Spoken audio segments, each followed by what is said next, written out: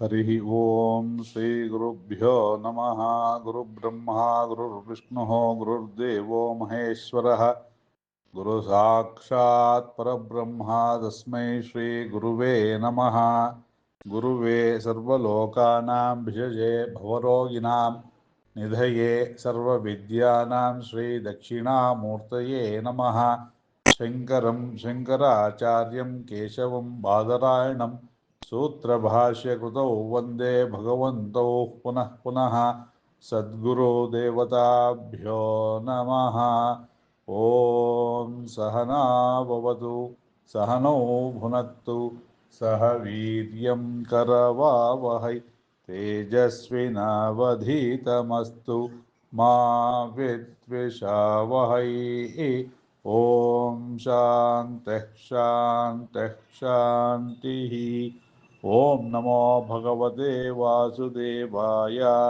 ನಾರಾಯಣ ಪರೋ ವ್ಯಕ್ತ ದಂಡಮವ್ಯಕ್ತ ಸಂಭವಂ ಅಂಡಸ್ಯಾಂತಸ್ತು ಮೇ ಲೋಕಾಃ ಸಪ್ತದ್ವೀಪಾ ಚ ಮೇಧಿನಿ.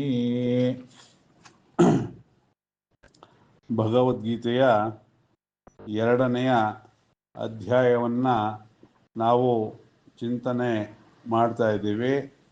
ಅದರಲ್ಲಿ ಈಗ 21ನೇ ಶ್ಲೋಕದಿಂದ ನಾವು ಚಿಂತನೆಯನ್ನು ಆರಂಭ ಮಾಡಬೇಕಾಗಿದೆ.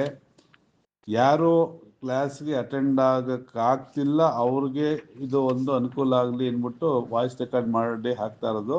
ಆ ಕ್ಲಾಸ್ ಅಟೆಂಡ್ ಮಾಡಿದವ್ರಿಗೂ ಇನ್ನೊಂದು ಸತಿ ಏನೋ ರಿವಿಷನ್ ಆದಾಗ ಆಗತ್ತೆ. ಹಾಗಾಗಿ ಎರಡನ್ನೂ ಮಾಡಿ ಹಾಕ್ತಾ ಇದ್ದೀವಿ, ಆಯಿತಾ. ಇದು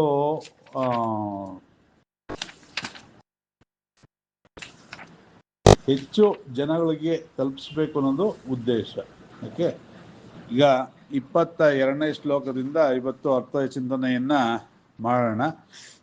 ವಾಸಾಂಸಿ ಜೀರ್ಣಾನಿ ಯಥಾ ವಿಹಾಯ ನವಾನಿ ಗೃಹ್ಣಾತಿ ನರೋಪರಾಣಿ ತಥಾ ಶರೀರಾಣಿ ವಿಹಾಯ ಜೀರ್ಣಾನ್ಯನ್ಯಾನಿ ಸಂಯಾತಿ ನವಾನಿ ದೇಹಿ. ವಾಸಾಂಸಿ ಜೀರ್ಣಾನಿ. ವಾಸಾಂಸಿ ಅಂತಂದರೆ ವಾಸಸ್ಸು ಅಂದರೆ ಬಟ್ಟೆ ಅಂತ ಹೇಳಿ. ವಾಸಾಂಸಿ ಜೀರ್ಣಾನಿ, ಹೇಗೆ ನಾವು ಹಳೆಯದಾಗಿರ್ತಕ್ಕಂತಹ ಜೀರ್ಣವಾಗಿರ್ತಕ್ಕಂತಹ ಬಟ್ಟೆಯನ್ನು ಬಿಟ್ಟು ಹೊಸ ಬಟ್ಟೆಯನ್ನು ಹಾಕ್ಕೊಳ್ತೀವೋ ಹಾಗೆ, ನವಾನಿ ಗೃಹ್ಣಾತಿ ಹೊಸದನ್ನು ತಗೊಳ್ತೀವೋ ಹಾಗೆ, ನರೋ ಅಪರಾಣಿ. ಅಪರಾಣಿ ಅಂದರೆ ಬೇರೆಯದು ಅಂತ ಹೇಳಿ. ಮನುಷ್ಯ ಹೇಗೆ ಒಂದು ಜೀರ್ಣವಾಗಿರೋ ಅಥವಾ ಹಳೆಯ ಬಟ್ಟೆಯನ್ನು ಬಿಟ್ಟು ಬೇರೆ ಬಟ್ಟೆಯನ್ನು ಹಾಕ್ಕೊಳ್ತಾನೋ ಹಾಗೆ, ತಥಾ ಶರೀರಾಣಿ ವಿಹಾಯ, ಈ ಶರೀರವನ್ನು ಬಿಟ್ಟು ಜೀರ್ಣಾನಿ ಅನ್ಯಾನಿ ಸಂಯಾತಿ ನವಾನಿ ದೇಹಿ, ಜೀರ್ಣವಾಗಿರೋ ಬಟ್ಟೆಯನ್ನು ಬಿಡೋ ಥರದಲ್ಲಿ ಜೀರ್ಣವಾಗಿರ್ತಕ್ಕಂಥ ದೇಹವನ್ನು ಬಿಟ್ಟು ಬೇರೆಯ ದೇಹವನ್ನು ಹೋಗಿ ಸೇರಿಕೊಳ್ಳುತ್ತಾನೆ ಅಂಥೇಳಿ ಹೇಳ್ತಾ ಇದೆ ಇಲ್ಲಿ.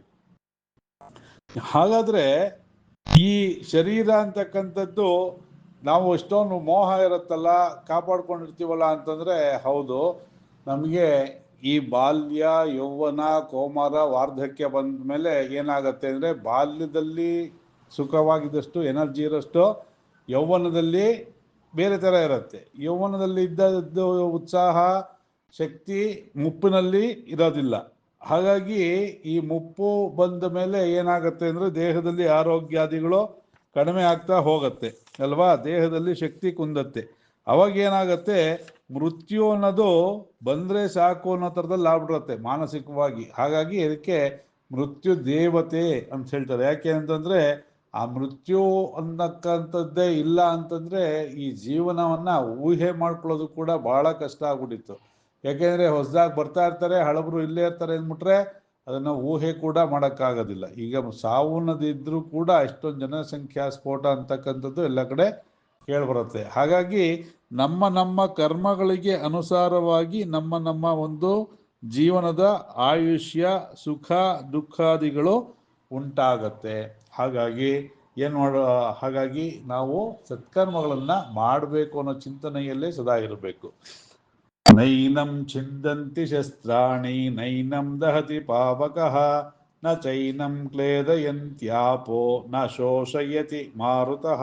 ಇಲ್ಲಿ ಆತ್ಮದ ಕುರಿತು ಚಿಂತನೆಯನ್ನ ಮಾಡ್ತಾ ಇದ್ದೀವಿ ಅಂತಕ್ಕಂಥದ್ದು ಸದಾ ಜಾಗೃತವಾಗಿ ನಾವು ಮನಸ್ಸಿನಲ್ಲಿ ಇಟ್ಕೊಂಡೇ ಯೋಚನೆ ಮಾಡಬೇಕು. ಇಲ್ಲಿ ನೈನಂ ಛಿಂದಂತಿ ಅಂತ ಹೇಳ್ತಾ ಇದ್ದಾರೆ.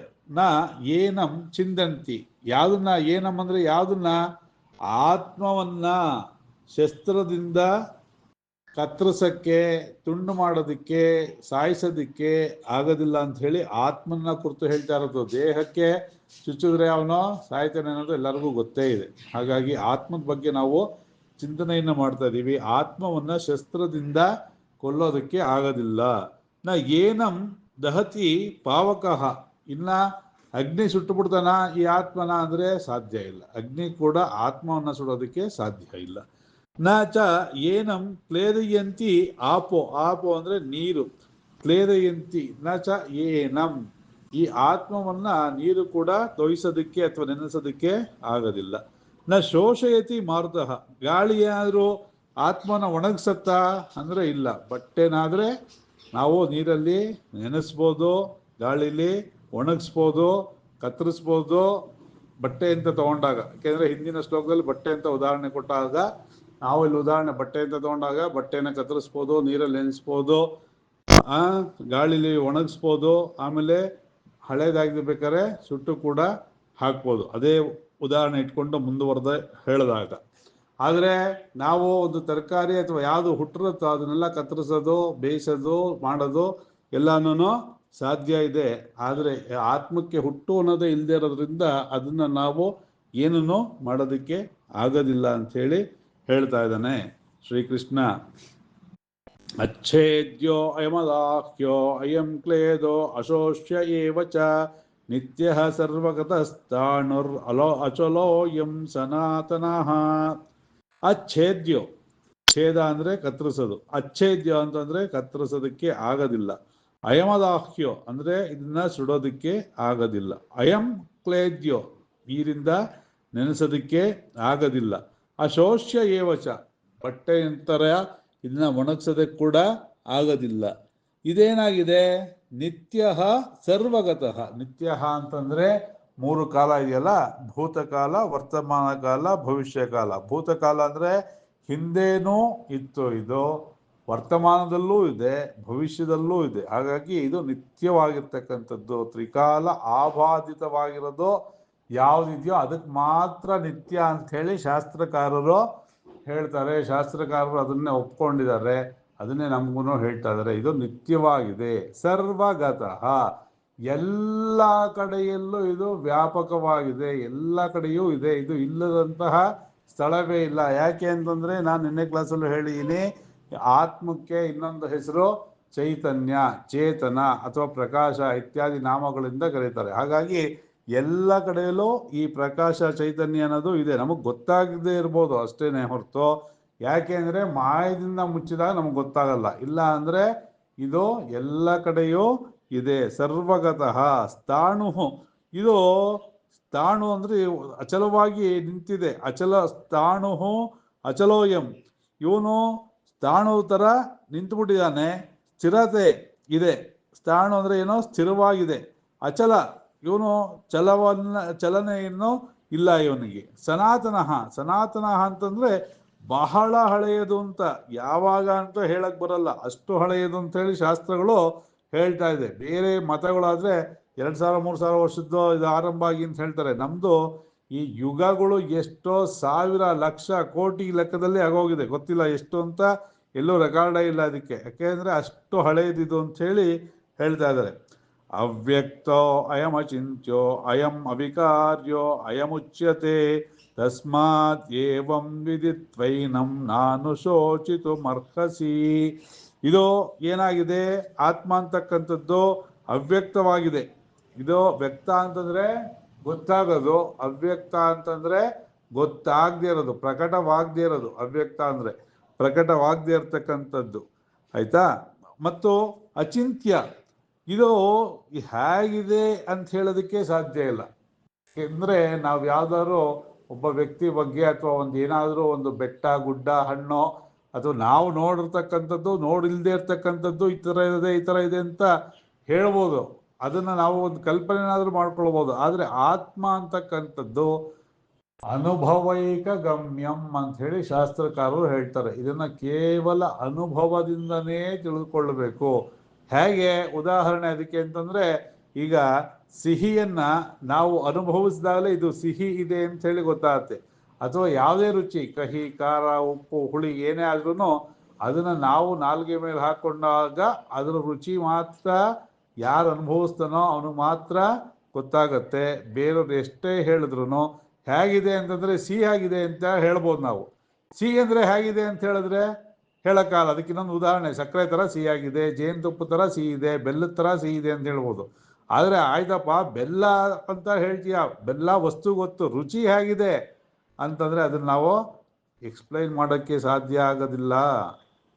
ನೋವು ಅಂತ ಹೇಳ್ಬೋದು, ಇಂಥ ಜಾಗದಲ್ಲಿ ನೋವಿದೆ ಅಂತ ಹೇಳ್ಬೇಕಾದ್ರೆ ಸ್ಪಷ್ಟವಾಗಿ ಹೇಳ್ಬೋದು. ನನಗೆ ಹೊಟ್ಟೆ ನೋವ್ತಾ ಇದೆ, ತಲೆ ನೋವ್ತಾ ಇದೆ ಅಂತ ಹೇಳ್ಬೋದು. ಆ ನೋವು ಹೇಗಿದೆ ಅಂತಂದ್ರೆ ಅದನ್ನ ಎಕ್ಸ್ಪ್ಲೈನ್ ಮಾಡೋಕ್ಕಾಗಲ್ಲ. ಆ ಹೊಟ್ಟೆ ನೋವು ಬಂದಾಲೆ ಹೊಟ್ಟೆ ನೋವು ಹೇಗಿದೆ ಅಂತ ಗೊತ್ತಾ, ತಲೆನೋವು ಬಂದಾಲೆ ತಲೆನೋವು ಹೇಗಿರುತ್ತೆ ಅನ್ನೋದು ಅನುಭವ ಆಗ್ಬೇಕು. ಹಾಗಿದ್ರೆ ಇವನು ಅಚಿಂತ್ಯ. ಹಾಗಾಗಿ ಆತ್ಮ ಅಂತಕ್ಕಂಥದ್ದನ್ನ ನಾವು ಅನುಭವಕ್ಕೆ ತಗೊಂಡಾಗ್ಲೇನೆ ಅದು ಗೊತ್ತಾಗತ್ತೆ ಅಂತ ಹೇಳಿ ಹೇಳ್ತಾ ಇದ್ದಾರೆ ಶಾಸ್ತ್ರಕಾರರು. ಅಧಿಕಾರ್ಯ ಅಂತಂದ್ರೆ ಇವನು ಕೇವಲ ಸಾಕ್ಷಿ ರೂಪದಿಂದ ಇರ್ತಾನೆ. ಆತ್ಮ ಅಂತಕ್ಕಂಥದ್ದು ಕೇವಲ ಸಾಕ್ಷಿ ಸ್ವರೂಪ, ನೇರವಾಗಿ ಅವನೇನೆ ಕೆಲಸವನ್ನ ಮಾಡೋದಿಲ್ಲ.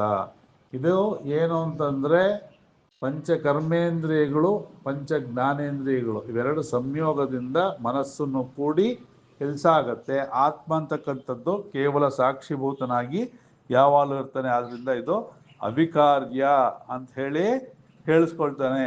ತಸ್ಮಾತ್ ಏವಂ ಬಿಡಿಸಿದಾಗ, ತಸ್ಮಾದೇವವನ್ನು ಬಿಡಿಸಿದಾಗ ತಸ್ಮಾತ್ ಏವಂ ವಿದಿತ್ವೈನಂ ನಾನು ಶೋಚಿತು ಅರ್ಹಸಿ. ಇದನ್ನ ನೀನು ತಿಳ್ಕೊ. ಹೀಗಂತ ನೀ ತಿಳ್ಕೊಂಡಾಗ ಏನಾಗತ್ತೆ, ಈ ಆತ್ಮದ ಬಗ್ಗೆ ನೀನು ಶೋಕ ಪಡೋ ಒಂದು ಪ್ರಸಂಗವೇ ಬರೋದಿಲ್ಲ ಅಂಥೇಳಿ ಸ್ಪಷ್ಟ ಮಾಡ್ತಾ ಇದ್ದಾನೆ. ಅಥ ಚೈನಂ ನಿತ್ಯ ಜಾತಂ ನಿತ್ಯಂ ವಾ ಮನ್ಯಸೆ ಮೃತಂ ತಥಾಪಿ ತ್ವಂ ಮಹಾಬಾಹೋ ನೈವಂ ಶೋಚಿತುಮರ್ಹಸಿ. ಇನ್ನೊಂದು ರೀತಿಯಿಂದ ನೀನು ನೋಡಿದಾಗಲೂ ಕೂಡ, ಅಂದ್ರೆ ಇನ್ನೊಂದು ರೀತಿ ಅಂದ್ರೆ ಲೌಕಿಕ ರೀತಿಯಿಂದ ನೋಡಿದಾಗ ಕೂಡ ಅಥ ಚ ಏನಂ ನಿತ್ಯ ಜಾತಂ ನಿತ್ಯಂ ವಾ ಮನ್ಯಸೆ ಮೃತಂ. ನೀನು ಈ ಲೋಕದಲ್ಲಿ ನೋಡ್ತಾ ಇದೀಯ, ಏನ್ ನೋಡ್ತಾ ಇದೀಯಾ? ನಿತ್ಯ ಜಾತಂ, ನಿತ್ಯವೂ ಕೂಡ ಹುಟ್ಟುತ್ತಾ ಇರ್ತಾರೆ ಪ್ರಾಣಿ ಪಕ್ಷಿ ಅಥವಾ ಗಿಡ ಮರ ಎಲ್ಲವೂ. ಮನುಷ್ಯನೂ ಒಂದು ಪ್ರಾಣಿನೇ ಆಗಿರೋದ್ರಿಂದ ಈ ಎಲ್ಲವೂ ಏನಾಗ್ತಾ ಇದೆ, ನಿತ್ಯವೂ ಹುಟ್ಟುತ್ತಾನೆ ಇದೆ. ಮತ್ತು ಏನಾಗ್ತದೆ, ಸಾವು ಉಂಟಾಗ್ತಾ ಇರೋದನ್ನ ನಾವು ನೋಡ್ತಾನೆ ಇದ್ದೀವಿ. ಹುಟ್ಟು ಸಾವು ಅಂತಕ್ಕಂಥದ್ದು ಇದ್ದೇ ಇದೆ ಅಂತಕ್ಕಂಥದ್ದು ನೋಡ್ತಾನೆ ಇದ್ದೀವಿ. ಇದು ಏನಂತಂದ್ರೆ ಪ್ರಕೃತಿಯ ನಿಯಮ, ನೇಚರ್ದು ಸೈಕಲ್, ಪ್ರಕೃತಿಯ ನಿಯಮ. ಹಾಗಾಗಿ ತಥಾಪಿ ತ್ವಂ ಮಹಾಬಾಹೋ ನೈವಂ ಶೋಚಿತೋ ಅರ್ಹಸಿ. ಹಾಗಾಗಿ ಇರೋದ್ರಿಂದ ಇದು ದೈವ ಲೀಲೆ ಅಂತ ಹೇಳ್ತೀಯೋ, ಪ್ರಕೃತಿ ನಿಯಮ ಅಂತ ಹೇಳ್ತೀಯೋ, ಏನಾದರೂ ಹೇಳಿದ್ರು ಕೂಡ ಇದಕ್ಕೆ ನಾವು ಶೋಕವನ್ನ ಪಡೋ ಒಂದು ಅವಶ್ಯಕತೆನೇ ಇಲ್ಲ ಅಂಥೇಳಿ ಶ್ರೀಕೃಷ್ಣ ಹೇಳ್ತಾ ಇದ್ದಾನೆ. ಜಾತಸ್ಯ ಹಿ ಧ್ರುವೋ ಮೃತ್ಯುರ್ಧ್ರುವಂ ಜನ್ಮ ಮೃತಸ್ಯ ಚ ತಸ್ಮಾತ್ ಪರಿಹಾರ್ಯಾರ್ಥೆ ನ ತ್ವಂ ಶೋಚಿತುಮರ್ಹಸಿ. ಇಲ್ಲಿ ಜಾತಸ್ಯ ಹಿ ಧ್ರುವೋ ಮೃತ್ಯು, ಹುಟ್ಟಿ ಹಿ ಅಂತ ಒತ್ತಿ ಹೇಳಿದ್ದಾರೆ. ಹಿ ಅಂತಂದ್ರೆ ಒತ್ತಿ ಹೇಳ್ತಾ ಇರೋದು. ಇಟ್ ಇಸ್ ಎ ಮಸ್ಟ್ ಅನ್ನೋ ಥರದಲ್ಲಿ, ಇದು ಅನಿವಾರ್ಯ ಅಂತ. ಜಾತಸ್ಯ ಹಿ ಧ್ರುವಂ ಮೃತ್ಯು, ಹುಟ್ಟುದವನು ಸಾಯಲೇಬೇಕು.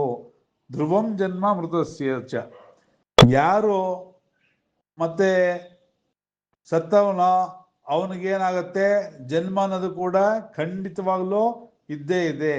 ತಸ್ಮಾತ್ ಪರಿಹಾರಾರ್ಥೆ, ಈ ಒಂದು ಪರಿಹಾರ ಇಲ್ಲದೆ ಇರೋದಕ್ಕೆ ನೀನು ಯೋಚನೆ ಮಾಡೋದಕ್ಕೆ ಅರ್ಥ ಇಲ್ಲ ಅಂತ ಹೇಳ್ತಾನೆ. ಅಂದ್ರೆ ಇಲ್ಲಿ ಪರಿಹಾರ ಇಲ್ವಾ ಅಂತಂದ್ರೆ ಪರಿಹಾರ ಇದೆ.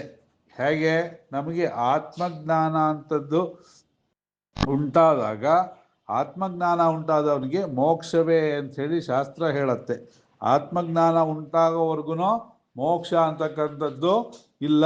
ಹಾಗಾಗಿ ನಾವು ಏನು ಅಂತಂದರೆ ಸತ್ಕಾರ್ಯಗಳನ್ನು ಮಾಡ್ತಾ ಇದ್ದರೆ ನಮಗೆ ಉತ್ತಮ ಲೋಕಗಳು ಉಂಟಾಗತ್ತೆ. ದುಷ್ಟ ಕಾರ್ಯಗಳನ್ನು ಮಾಡ್ತಾ ಇದ್ರೆ ನಮಗೆ ನೀಚ ಯೋನಿಗಳಲ್ಲಿ ನಮಗೆ ಜನ್ಮ ಉಂಟಾಗತ್ತೆ ಅಂತ ಹೇಳಿ ಗರುಡ ಪುರಾಣದಲ್ಲಿ ವಿಶೇಷವಾಗಿ ಎಲ್ಲ ವಿಸ್ತಾರವಾಗಿ ಹೇಳಿದ್ದಾರೆ. ಮಹಾಭಾರತದಲ್ಲಿ ಕೂಡ ಹೇಳಿದ್ದಾರೆ ಯಾವ್ಯಾವ ಕರ್ಮ ಮಾಡೋದು ಏನೇನು ಫಲವನ್ನು ಹೊಂತೀವಿ ಅಂತ ಹೇಳಿ. ಹಾಗಾಗಿ ನಾವು ಮಾಡಿದ ಸತ್ಕರ್ಮಗಳನ್ನು ನಾವು ಹೇಳ್ಕೊಂಡು ಡಂಗೂರ ಹೊಡ್ಕೊಂಡು ಬರಬಾರ್ದು. ಪಾಪಕರ್ಮಗಳನ್ನು ಹೇಳಬೇಕು ಅಂತ ಹೇಳಿ ಶಾಸ್ತ್ರ ಹೇಳುತ್ತೆ. ಯಾತಕ್ಕೆ? ನಾವು ಮಾಡಿದ ಸತ್ಕಾರ್ಯ ಅಥವಾ ದಾನ ಧರ್ಮ ಇತ್ಯಾದಿಗಳನ್ನು ಹೇಳಿದಾಗ ಅದ್ರ ಪುಣ್ಯ ನಮಗೆ ಸಿಗಲ್ವಂತೆ. ಕೆಟ್ಟದ್ದನ್ನು ಮಾಡಿದ್ದು ಹೇಳಿದಾಗ ಅದ್ರ ಪಾಪ ಬೇರೆಯವ್ರಿಗೆ ಹೋಗತ್ತಂತೆ. ಹೇಗೆ ಅಂದರೆ ಇದಕ್ಕೊಂದು ಸಣ್ಣ ಕಥೆಯನ್ನ ನಿಮಗೆ ಇಲ್ಲಿ ತಿಳಿಸ್ತೀನಿ. ಒಂದು ಸತಿ ಏನಾಗತ್ತೆ, ಒಂದು ಹದ್ದು ಹಾವನ್ನ ಹಿಡ್ಕೊಂಡು